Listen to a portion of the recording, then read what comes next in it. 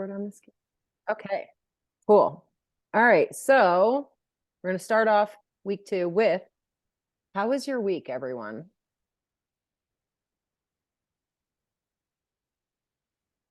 And I invite you to chat or speak. Just unmute and go for it. I was working with Quinn. He did really good. Awesome. Okay, Quinn's a thumbs up. I don't want to say that Quinn's cheating, but he has had practice because he's been at my house like for 2 sets, like a week for 2 weeks.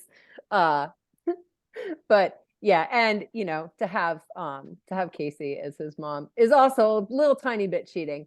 Tobias, how was your week? The training was good. Thank you. It's nice to see you again. The training went well. Mostly A's and B's in my pack. I have 3 dogs, but we did have an incident that occurred that was not so good. So, you know, it was. Tell me what happened. Yeah, so my daughters came over for the weekend to stay here with us, and then so Matilda, my female, was sleeping in the bed with my youngest daughter, and so I went in the room to wake her up, tell her that breakfast was almost ready, and my male followed me into the bedroom. And when he jumped into the bed, Matilda attacked him. Oh my gosh. And so she drew a little blood.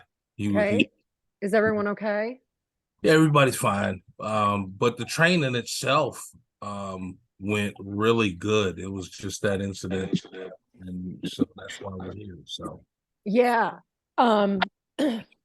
So that can happen a lot of times. That happens when we have visitors. We'll have those incidents, and one of the reasons is because you know, they're already kind of trigger stacked, so everything's a little bit more elevated than it normally is. How are you feeling though? The reason I ask how you're feeling now is because it usually takes like 72 hours for us to let that cortisol leave our systems. So when was that, and how are you feeling? yeah, so that was Saturday morning. You know, it wasn't a happy moment. You know, I grabbed, we keep water bottles strategically placed throughout the house. So I grabbed a water bottle and sprayed water and diffused the situation. Patty came in, grabbed one of the dogs, and we got them separated and things like that.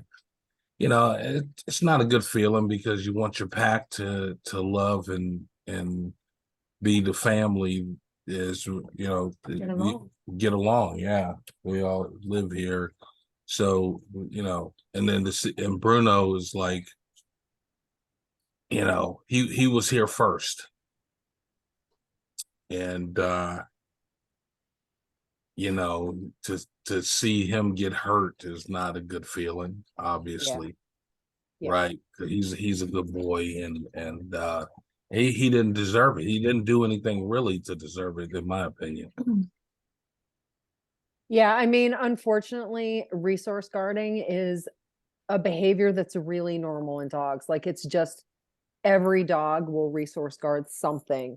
I think, you know, if we didn't resource guard, we wouldn't survive. And sometimes the way that dogs will feel something is a threat when it's not actually a threat ends up in these things. I mean, it's good that you were able to break it up. I would say that, oh, Melissa, you had a dog fight too. Sorry to hear that. So let's just take a second to talk about safety kits for dog fighting. One of the things that I think is fantastic to have is those miniature air horns. You can buy them in a pack, right? And you're just going to keep them on a keychain somewhere. You're going to keep a couple in the house on keychains. They're hanging on the wall. When you press that, it's gonna, like, your ears are gonna hurt. Your ears are gonna ring for a couple minutes, but usually one little like boop, and you can break it up. You can also try, there are like personal alarms. There was a dog that I was working with who was very unpredictable. I carried a personal alarm on me. Didn't really do much. I will also say, and this is with the stipulation that you're not going to use this to correct behavior. You're only going to use this in an emergency. But pet corrector, okay? So pet corrector is just canned air, right? The reason that I like it is you can usually, like, ideally, you're just going to make a noise. You're just going to depress it for a second, not near the dogs. And that sound is going to give you a second where everyone's going to go, what the hell was that? And you can get everyone apart. Worst case scenario is that if a dog were gripped onto another dog, you could spray it like in their mouth to try and get them to cough, to let go. You know, the one thing that you don't want to do if dogs are engaged and are holding on is you don't want to pull. So that's really important to remember, because we get much worse injuries when we get in there and try and pull them apart if they're not letting go. I have broken dog fights up with folding chairs, cookie sheets, other pieces of furniture. I had two, you know, Miko and Mizuki, you know, who I shared over a decade with, were about the same age, and we're both a little spicy about certain things. She was extra spicy, and he was like, you know, at some point just tired of her crap. And, you know, so I understand that these incidents can be really jarring. If there are not like serious injuries, you know, when dogs really want to hurt each other, you can tell because the injuries will show that. When it's that ritualistic fighting that's kind of like amping up and they're getting spatty with each other, you can also kind of tell that. So I also think it's a great idea to crate and rotate for 3 to 5 days after an incident, because better safe than sorry. If I'm not actively watching the dogs, and that means like not on my phone, not reading a book, like maybe I'm watching TV and I have one dog sitting on one side of me and one's on the floor, but I am like, I'm ready and nothing's going to happen that I can't break up before it gets to a point. I mean, I think it's important to do that, because right after an incident is when those things happen that we're like, oh my gosh, that never happened before. And it's like, well, yeah, you just had an incident though. So that's, you know, everyone's already kind of heightened. So, those are a couple of things that you can do, that can help. Melissa, is everyone okay at your place? Yeah, it actually wasn't. We only have Banana right now, but this is before I had my dog Flip, and Banana was my boyfriend's dog, and she did the same thing. Like, Flip was there first. Flip was the sweetest, wouldn't hurt anyone, and we didn't know that she resource guarded toys, but we found out, and she went after him pretty well, and it was just me, and it was super traumatic, and so I completely understand. It's just like, and Flip did not deserve it. And it's just like, he's crying and she's just, you know, but we learned her triggers. So, you know, then we had to, you know, just watch it. But it was just, it's one of those things that's awful. So my heart goes out, because it's not fun. Thank you. Yeah. Yeah. And I mean, I also would just say, try, and this is a hard ask, okay? And I'm going to say this saying that this is a hard ask. Try and pull some of the emotion about it out. Try and pull some of the emotion about it out of it, right? So these dogs are kind of just being dogs. So like, no, that other one didn't deserve it, but the other one also has like a little tiny 3-year-old child brain in a wolf body, and they're going to make bad decisions sometimes. And, you know, there's a lot of positives that you can probably find, that no one did sustain serious injuries, that you were able to interrupt it. And I mean, a lot of times people do just kind of throw the dogs back in together.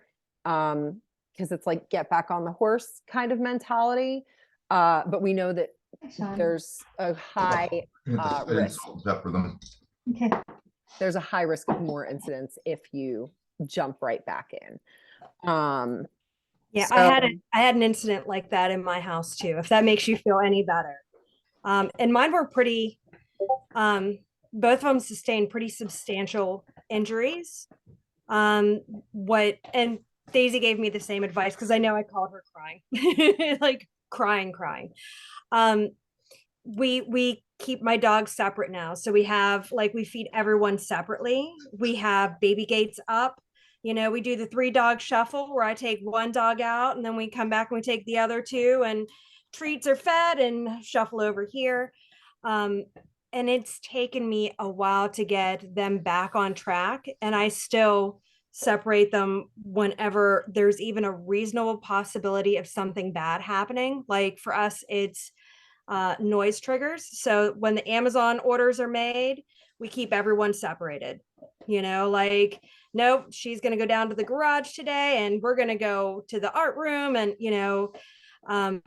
because I know better. But they will mend their family. It takes a little bit of time. But it really does, if you give them the time to work it out and keep everyone separated when there are things that are going to be going. So no, this was definitely not a pit bull thing, because one of my dogs is not a pit bull. She's actually a boxer border collie. And it was her and my young boy that got into it. She's spicy. She, just like Daisy said, she's spicy. Yeah, I mean, Tracy, resource guarding it's a survival thing that every animal does it, not just dogs. I think last time I said, we all lock our houses and our cars, right? We don't just leave our stuff laying out where people could come and be like, oh, I really like this iPhone. I'm just going to take this for myself. No, thank you. So we all do it, but dogs having their limited forms of communication sometimes make, not super great choices.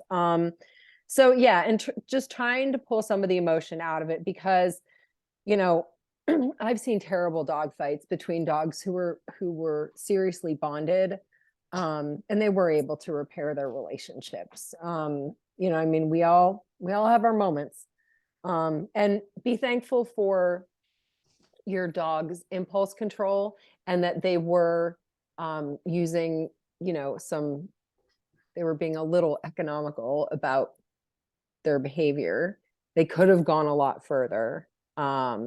So yeah, but it's really never pleasant, and certainly give yourself like a little bit of buffer and self-care, and whatever you guys need to get through that too. And I love a good shake off. Yeah. So it sounds like folks had a good week 1 overall. Some dogs took a minute to catch on. And I want to talk about that for just a couple minutes, about why it does take a little bit of time to catch on. All right, so let me pop this up. So remember last week we were talking about how dogs learn, and we talked about the stress curve and how like peak performance is kind of like right at the top. And then if you slide off, you can just like be in a very bad place very quickly. So this is a really nice graphic that gives a little bit more information. So in our eustress state, right, we are awake and ready. We are like paying attention, walking around, not actively aroused. In other words, just chilling. So that's like before the learning starts. Maybe that's before you do your session in the morning. and your dog's like, ooh, I know something good's going to happen here. So they start to get into 2, where they are directly interacting, but they're still relaxed. They're not like all amped up. 3 is often called working mode, right? There's some stuff in here about body language, and I will include this graphic when I send you guys your email tomorrow. Your tail might go a little bit higher. The body might be a little bit stiffer. Everything kind of gets taller, okay? The dog's demeanor is focused, and you can see that they are narrowing their focus in onto what you're doing. They may not want to be like pet or snuggled because they're focused on the task at hand. Then when we go into 4, we kind of see some of those stress signs, right? So pinny ears, anything that is distance increasing. So anytime a dog moves any part of their body away from you. So even a head turn is kind of like a brush off, like, no thanks. The dogs may, in this zone, be able to like not be able to respond to known cues. And then they may not be able to take food. So if at any time when you're training, you get into like this thing where the dog's suddenly not interested in food, they're probably in 5 now. So we're seeing more stress signals, prolonged lookaways. You might see like the stress sequences where a dog will like yawn and circle and then shake off. Dogs usually they usually take stress sequences and pair them together because everyone loves patterns. They also may start to take treats with a hard mouth. My buddy Hugo, who's my coming up on a year-long client, I can tell if I'm confused about his body language, all I have to do is give him a free treat. And the pressure of his mouth tells me if he's still in that yellow or if he's in the orange. 6 is everything in level 5 increases. 7 is, okay. So at the bottom, you see kind of the dog's perspective on this. So 1 is ready when you are, then let's work. We're working, I like it. I'm getting frustrated. I need a break. We should have already paused. Abort, abort. Okay. So one thing that I will say about this is that I do think there are times when being where that dotted line is, so at the more frustrating side of 4, maybe where the best learning is happening, because here's what we know.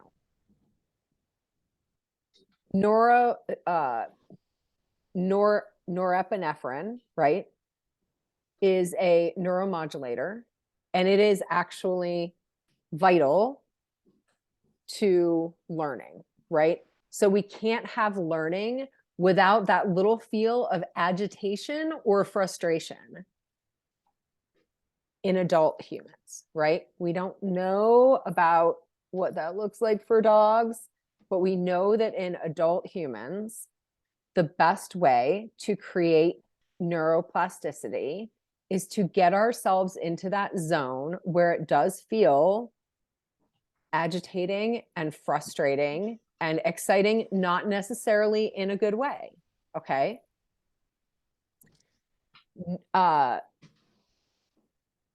This is how we get to learning, right? The other thing is that in these sessions, when we're working with our dogs, we should remember that learning in the vein of neuroplasticity actually does not happen after the session. It happens after the first deep rest state after the session. So it may, that the synapses that are firing and are like bonding and creating these new connections may not happen until hours later. So during sleep. So I feel like those are really good things to keep in mind. The other thing is like how we have a circadian rhythm at night. We also have a bonus points if someone can Google and tell me what the waking rhythm is called, but it is a 90-minute cycle and it does impact learning. And that first, like when we wake up, that first, it's like at the end of a 90-minute cycle, just like REM sleep, right? When we first wake up and go through that first one, it's not as deep as the second one or the third one. So sometime like late morning would probably be the best time to learn, but that is a good note for us, right? To say, wow, time of day does make a difference. And if my dog is not like, if the morning stuff like isn't quite his thing, maybe we're going to wait until after a walk and try and catch like that second opportunity. Yeah, but it's, you know, kids and puppies are super, they have incredible neuroplasticity. Like human children can learn multiple languages. Like, I mean, puppies can learn a bajillion things. If you train them when they're really young, you actually avoid a ton of behavior problems. So one thing I really don't like about Ian Dunbar's books is a lot of his stuff is like, well, you should have done this when they were a puppy. And it's like, well, okay, that's not helpful though. It can be done, right? It just takes a little bit more intention and it might be a little bit more frustrating. And this leads me into my next question to all of you. Did you, at any point in your learning process of doing this lesson with your dog, feel frustrated and push through and are now having a light bulb moment that, oh, applies to me too? Did anyone feel that like, because here's the thing, you're not learning anything new if you didn't feel it. So has anyone had a moment where they're like, where they were like, I don't like, what is marking? I don't get this. And then they were like, let me keep going. And you can cop to it in the in the chat. You can raise your hand, you can do whatever. Or we can just consider that it happens to all of us, and that's fine. So the next thing I want to do is show you the BAT stress scale, which is one of my favorites. And so there's the top half of this and then the bottom half. So we're going to look at this top half before, which is, we're going to think about this as the fear, like out of fight or flight or freeze. We're going to think about like, this is like flight freeze kind of dog, the dog who's going to go into flight or freeze. So the same thing, right, with learning applies. And this is the graphic that I was that I mentioned last week that is analogous to the rising water level, and how I said that also, like, you know, it doesn't really say it in this graphic, but the dog also has to dry off after the stress. And also, I mean, I think it's worth mentioning that the dog in the red zone there can't breathe because that dog's all the way underwater, right? So as we move forward with training, we just want to remember that like that dog in the green zone and the blue zone. And, you know, if you have a dog who's super reactive and you're able to like let them kind of dip their toe in yellow and then come back out, yes, we love that. But we really want to stay out of those situations where the dogs are like freaking or shutting down in this case. And then in the fight option, you can see how the body language is different. Instead of recoiling, instead of shutting down, we're ready to fight. This dog's like, This dog is like, I cannot breathe, but look at these bubbles coming out of my mouth. I will mess you up underwater, little fish, shark, whatever. So again, as we see that arousal increasing, we know that the dog's not going to learn anything, right? If we allow them to continue into orange or red. So what can we do? We can call them away. We can change the environment. We can try and reset them by using known cues and rewarding them for something that they can do in that moment. A lot of times it's about us giving them distance and support. So I will include this in your email as well if you want to print it out and pop it in with your dog journaling stuff. But I really think that this is one of the visuals that has really stuck with me and helped me, you know, we always say, keep them on the beach. Redirection. Yes, Casey, refocus them onto something else. Oh, Coco, extremely food made of it. Every session, she's very excited. Well, you know what? If we didn't like money, would we be always excited to go to work? Nope. And that's okay. All right, so we are going to jump into, so I'm going to pop this into the chat for you. Again, will be in your email as well. That's all, babe. All right. Oops. Oh, that was your journal. Hold on, I gotta do the lesson first. Week 2 PDF, there it is.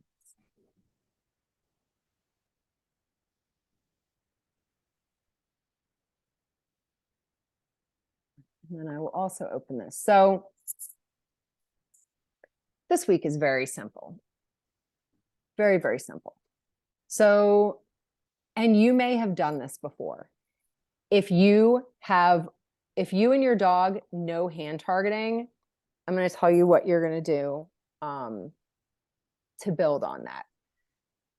For the dogs who have never done hand targeting before, so touch, super fun, basic, very, very powerful. It's the basis for targeting, which can be instrumental in working with fearful or anxious dogs. And it can also be helpful in teaching advanced tricks. So if you have ever seen freestyle, which is like, I think it's what dog ladies do if they have a midlife crisis. I don't know. It's next level. It's next level. It's like, it looks like putting your dogs in pageants, but all the dogs look like they're having a good time. So whatever. But it's basically like dancing with your dogs. This is the first behavior that you need to learn in order to dance with your dogs, because you basically turn hand targeting into targeting a stick. And then you build off that. So we're going to watch a video in a minute, but basically what you will need is your high value treats. By now you probably have an idea of what high value stuff your dog likes. You don't need any low value for this. You're going to start by giving your dog a few high value treats from your hand. Now, what we are secretly doing behind the curtain is we're using a lure, right? Because once our hand has been in the bag, first of all, it smells like a treat. We've also created a brief history of giving treats. And so the dog's going to automatically want to know what's in that hand when that hand comes towards you. So you've given a couple of treats, you got your stinky hand. And what you're going to do is present your hand like this with your fingers down and palm forward about 5 inches from your dog's nose. Then you're going to do the little attention, you know, whatever you do to get your dog's attention, say their name or make a kissing sound. What's going to happen is they're going to touch their nose, or at least their whiskers, to your hand. You're going to mark and reward, okay? You are going to repeat this 5 to 10 times, and you're going to start moving your hand around a little bit. And then when your dog is reliably touching that hand when you present it, you're going to introduce the verbal cue. So we're doing the hand signal first. And then as the dog starts to get a little bit of traction, we're saying, okay, so what that is, this is the name. One of the great things about doing it with your hand first is that it is if you think of it as a button or a buzzer. So when the dog presses this, it makes me say my marker word.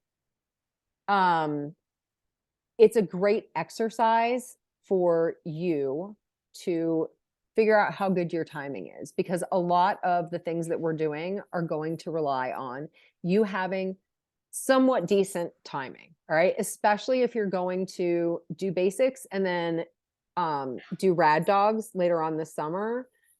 You want to be able to teach your dogs new skills quickly, like high efficiency. You want to be good enough that your dog and you not only are building skills, but that your dog really trusts you. And I think that's part of what timing does, is it lets your dog know that you know what you're doing. So we're going to think of our hand as a buzzer or a button, and the exact moment your dog hits it is when you mark and reward. So designed to teach your dog to target your hand, also fantastic for practicing your timing. One of the things that we can do to help see how this is going is we can track and journal. We can take that a step further by videoing a couple of our sessions. So Casey can tell you that we try and record. I mean, when I'm in meetings, I'm like, who can come and hold a phone during this, whatever we're doing, during whatever the behavior team is doing, because that video is just invaluable. It helps us see what we're doing right. So it can be really reinforcing for us. It can also give us information about where we could do better. And then it also, it can help you identify precursors or antecedents. Remember, we talked last week about the ABCs of behavior. The antecedent is the thing that precedes the behavior that we're talking about, right? And so we're always trying to problem solve with what is that antecedent? Like, what's the thing that's triggering this behavior? So this may help you be able to see your dog when you're not also looking at your treat bag, also focusing on your marker word. Like, we can multitask, but we can only do a few things at a time, right? So your video is your training assistant now. So what I want you to do this week is depends on how confident you are, right? If you're going into this hot, like, I got this, then video session 1 and session 4 so that you can see the difference. If you feel like you would like a little bit of a practice so that you're not feeling nervous, and no one's going to see this, I'm not going to ask to see this. This is just for you. Okay. I mean, if you want to show it to me to ask questions, hey, I could show you some videos where my timing is just the worst, where I'm like cueing things that like I'm not even using the right cue. I will critique you with no judgment. All right. So, but I do want you to know that if you don't want to share this, that's totally fine. But it is a valuable thing for you to do. Okay. So I added a couple of reminders to the journal, just put a couple of asterisks in there. So when you guys do your journaling this week, what you're going to do is we're going to start mixing it up, right? So our week 2 lesson is touch, and we're adding it into our repertoire. And what we're going to do, and this would be another reason to videotape it, because as I was laying this out, I'm like, you can remember like how many out of 5, 4 times, like you could even just write it down. If you video it, you don't have to write it down because you could just sit there and grade it. But what we're going to do is 5 reps of hand targeting or touch, and then 5 sets of find it and come here. And then we're going to repeat that, right? So the reason that we're doing find it and come here at the end is that we're assuming that your dogs kind of know that. And so we're going to automatically end on a good note.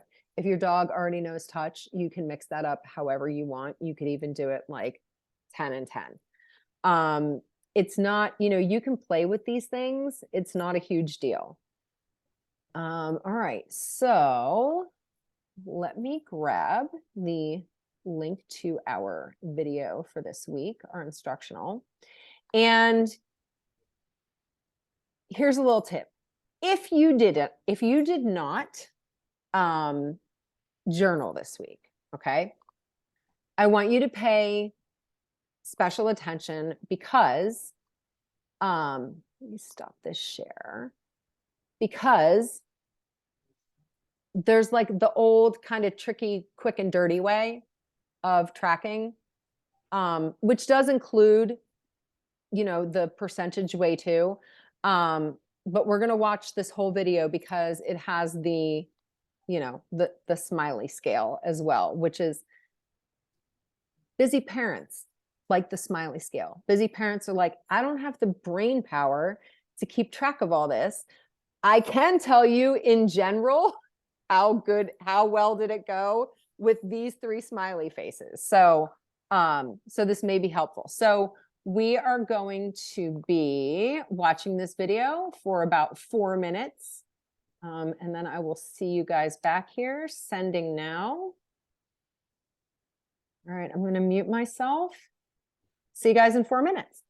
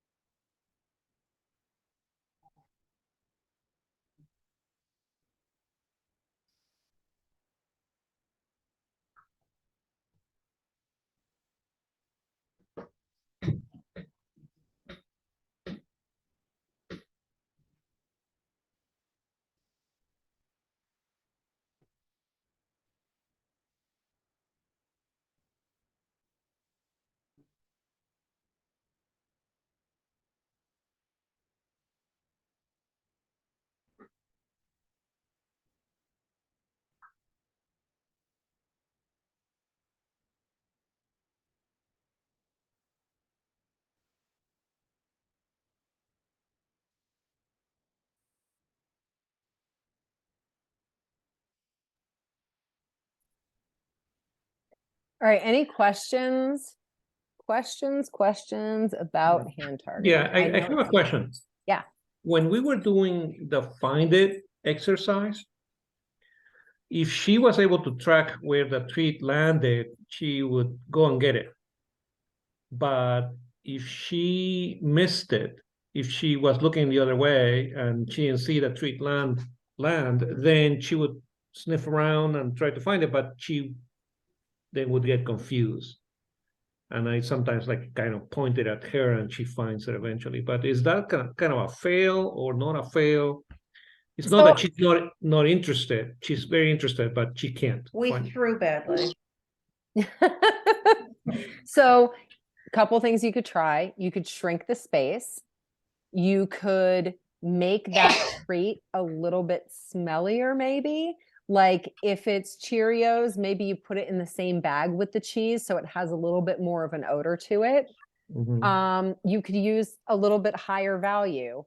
The other thing you can do is there's a great trainer from Scotland, I think, named Kay Lawrence, and she does this wonderful game called cooperative hunting.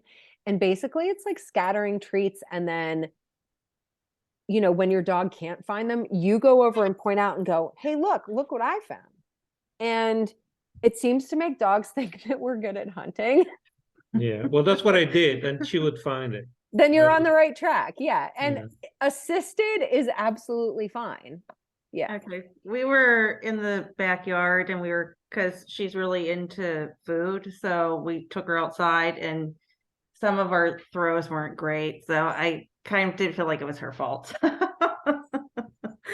okay. And you know what? Not every trial is going to be a success. So, it's just, that is part of doing something new. Is that they're going to absolutely be fails. Thank you. Absolutely. Any other questions about, how this is going in general? I know we're going, I think I said last week, some of this is going to seem like a little on the Karate Kid side. Like, why are we doing this? This seems so simple. It's not. These are the building blocks. These are really the things that, when it all goes down, that recall, being able to recall my dogs has been a lifesaver,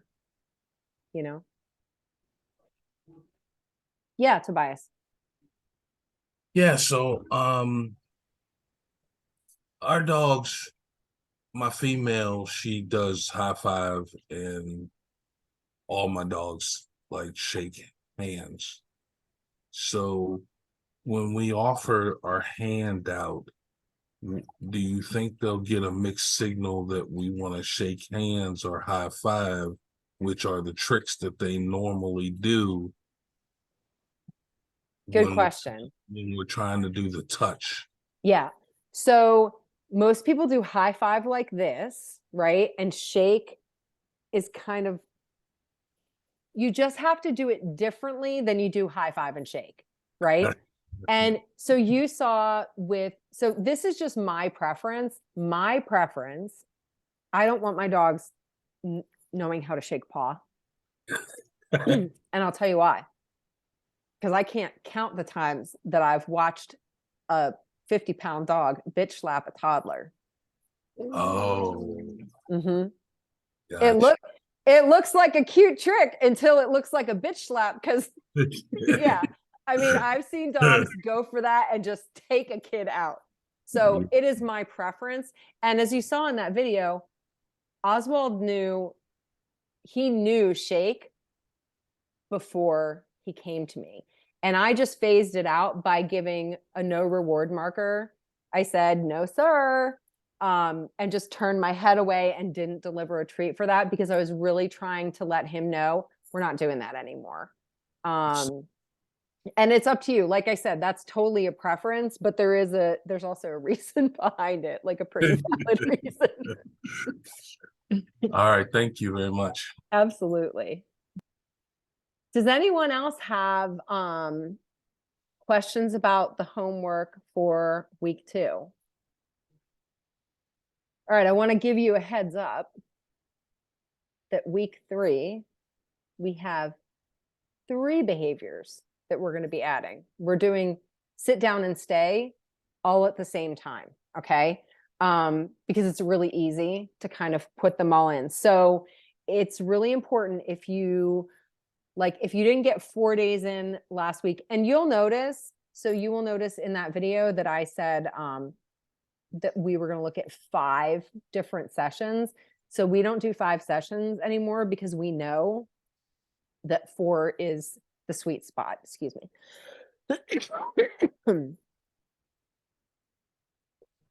And we kind of knew this before, but I will tell you that I have tested it with teaching dogs really serious things and trying to pack in more learning. Nope. Does not help.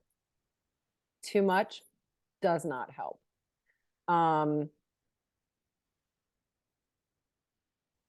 If you've ever been to a fitness coach and you were doing like an insane amount of cardio, they'll be like, you know what? Does not help. Doesn't really help you do any of the things that you're wanting to do. So trying to do too much is detrimental. So if you've fallen behind though, that's fine. Like this really is, it's set up in a way that if you fall behind, you can get back on. So I'm going to send out the week 2 homework tomorrow, right? And then we're going to be back here the next 2 Mondays. We're then going to offer this course again every Monday in July without the coaching support. So all the lessons will drop, but we won't be doing, like I will have these posted. So hopefully folks, their questions will get answered. But we want to give everyone the opportunity to feel really, really stoked about rad dogs. So we're going to stick with Mondays. If you are here because your ultimate goal is to get into rad dogs because you have a reactive ass dog, which is what rad stands for, or reactive dog, but reactive ass dogs.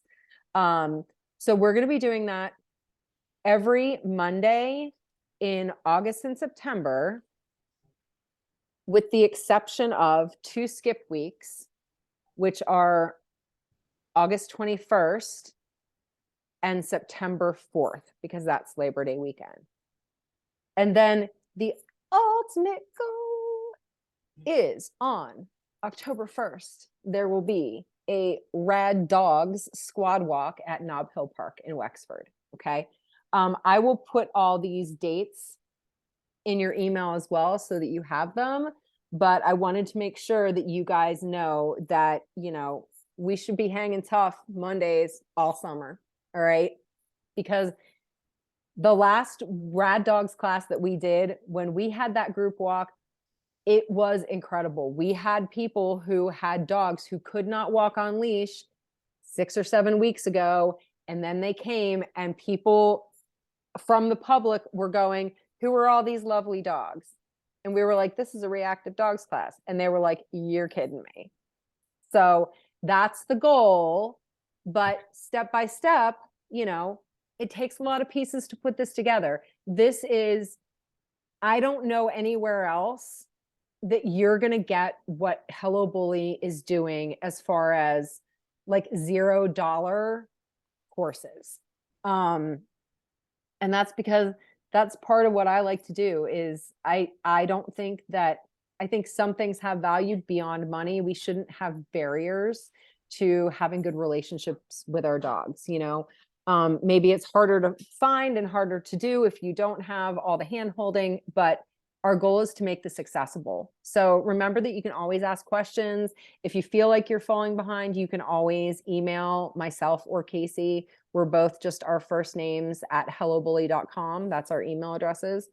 And you can always post in the group.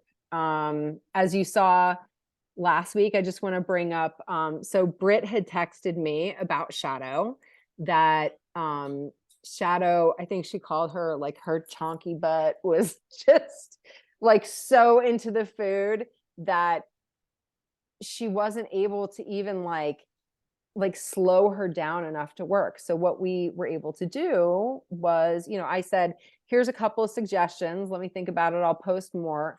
But please post this in the group too, because this is something I bet someone else in our group is having this problem. And lo and behold, someone else was like, oh, this was helpful to me. So the things that we talked about for slowing down was scattering multiple treats, wrapping treats in a towel, hiding treats, and going like around a corner, right? So that we can just slow everything down a little bit, because our dogs who are very food motivated and get that nice like rush when they're ready to learn, sometimes it's hard.